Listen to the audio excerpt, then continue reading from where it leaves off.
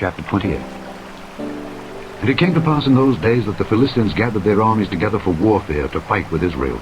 And Achish said unto David, Know thou assuredly that thou shalt go out with me to battle, thou and thy men. And David said to Achish, Surely thou shalt know what thy servant can do. And Achish said to David, Therefore will I make thee keeper of mine head forever.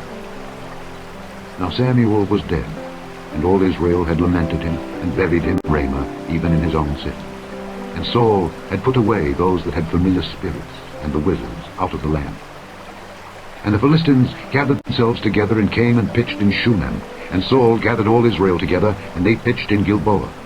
And when Saul saw the host of the Philistines, he was afraid, and his heart greatly trembled. And when Saul inquired of the Lord answered him not, neither by dreams, nor by Urim, nor by prophets. Then said Saul unto his servants, Seek me a woman that hath a familiar spirit, that I may go to her and inquire of her.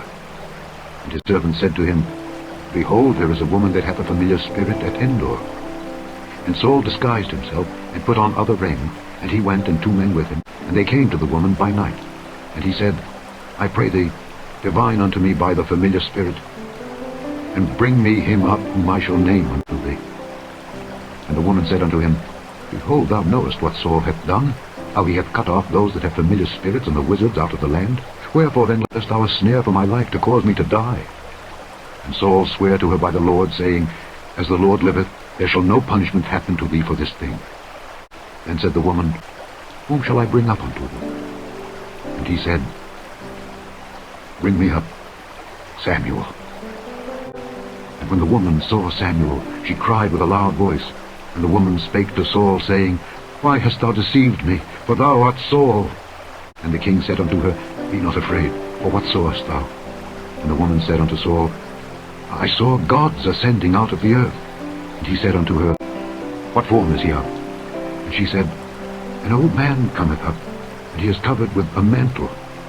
And Saul perceived that it was Samuel, and he stooped with his face to the ground, and bowed himself. And Samuel said to Saul, Why hast thou disquieted me to bring me up? And Saul answered, I am sore distressed, for the Philistines make war against me, and God is departed from me, and answereth me no more, neither by prophets nor by dreams.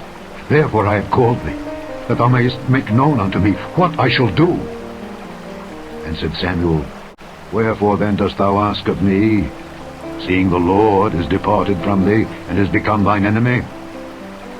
And the Lord hath done to him as he spake by me. For the Lord hath rent the kingdom out of thine hand, and given it to thy neighbor, even to David. Because thou obeyedst not the voice of the Lord, nor executedst his fierce wrath upon Amalek, therefore hath the Lord done this thing unto thee this day. Moreover, the Lord will also deliver Israel with thee into the hand of the Philistines, and tomorrow shalt thou and thy sons be with me. The Lord also shall deliver the host of Israel into the hand of the Philistines.